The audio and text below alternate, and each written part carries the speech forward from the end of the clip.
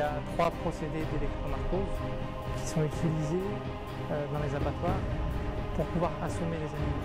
Il y a soit des pinces électriques qui sont mises sur les tempes des animaux, on leur envoie une décharge électrique pour pouvoir les assommer.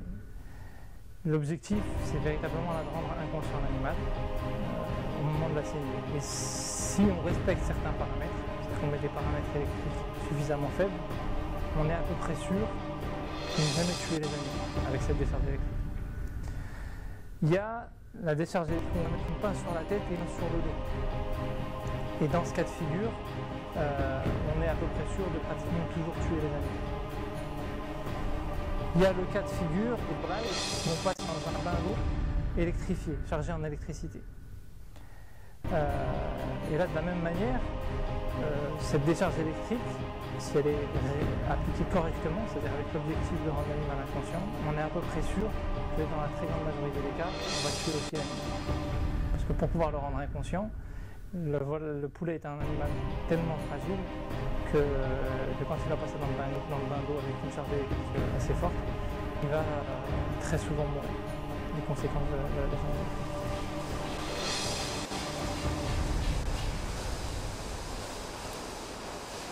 Quand on utilise l'électrocode, la décharge électrique infligée sur les volailles, cette réglementation européenne, elle impose des paramètres, donc une puissance électrique qui est suffisamment forte pour être sûr que l'animal va être minimum inconscient. Parce que si on envoie une décharge électrique et que l'animal reste conscient, c'est une double souffrance infligée à l'animal. L'objectif du règlement européen, c'est quand même de protéger les animaux, donc ce serait complètement incohérent. Le gros souci, c'est quoi? C'est que pour pouvoir agir, pour pouvoir utiliser ces paramètres électriques qui vont garantir que l'animal va être minimum inconscient, sur la base des rapports scientifiques, ils ont été obligés d'utiliser des paramètres qui sont tellement puissants qu'ils tuent les animaux dans pratiquement tous les cas de figure.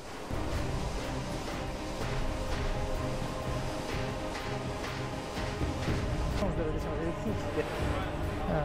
Le critère le plus important, c'est la fréquence. Donc là, on avait la possibilité de régler la fréquence pour tuer le moins possible. Sauf que le souci qui se posait, c'est qu'on était contraint, parce qu'on avait que 2 paramètres possibles à régler, et qu'on était sur des puissances qui étaient extrêmement faibles. La machine était bridée en fait, et donc on n'a pas pu régler les paramètres conformément à la législation européenne. On était à peu près entre 4 et 5 fois moins puissant que ce minimum, on était 4-5 fois en dessous. Bon, malgré ça, il y a eu quand même pas mal d'animaux qui sont morts, et ça prouve qu'il y a un souci. Alors, il y a un contrôle qui est spécifique en réalité qui permet de déterminer si la volaille est inconsciente ou elle est morte. Bon, quand elle passe dans le bac d'eau, en général, elle sort, elle ne bouge plus. C'est le critère principal, c'est ce qu'on appelle le contrôle de la pupille. On fait un contrôle tactile au niveau de la pupille. Si la pupille réagit, c'est que l'animal est simplement inconscient. S'il ne réagit pas, c'est que là, on a pu le faire parce que les cadences étaient très très faibles sur cet abattoir-là. C'est un micro-abattoir, c'est un tout petit abattoir qui a plus de même pas 800 à l'heure. Sur un abattoir à 8000 à l'heure, c'est qu'on peut un signal.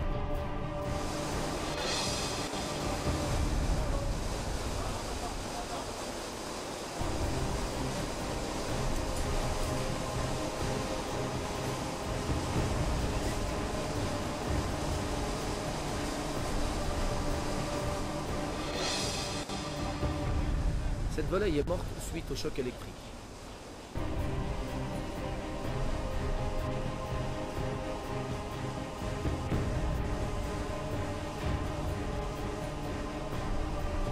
Contrôle de la pupille.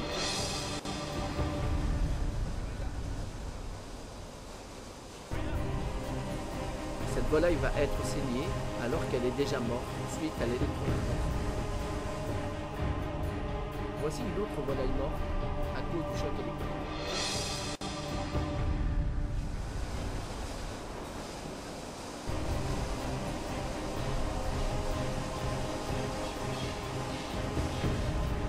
Le contrôle de la pupille ne montre aucune réaction. Cette volaille est bien morte avant d'avoir été saignée. Il est unanimement reconnu chez les savants que même si cette volaille déjà morte est saignée selon le geste prescrit par l'islam, elle est illicite, haram, à la consommation. Là, on était sur des paramètres qui sont très faibles. ne sont pas conformes à la législation européenne. Et on a pu se rendre compte que même avec des paramètres très faibles, qui sont donc pas conformes à la législation, on avait déjà quand même pas mal de morts de volailles. Concernant la volaille, les grands conseils de savants, comme le Conseil européen de fatwa, qui regroupe tous les pays musulmans, et en Arabie Saoudite, l'Azhar, bref, la plupart des grands conseils de savants interdisent la pratique de l'électromarcose sur les volailles.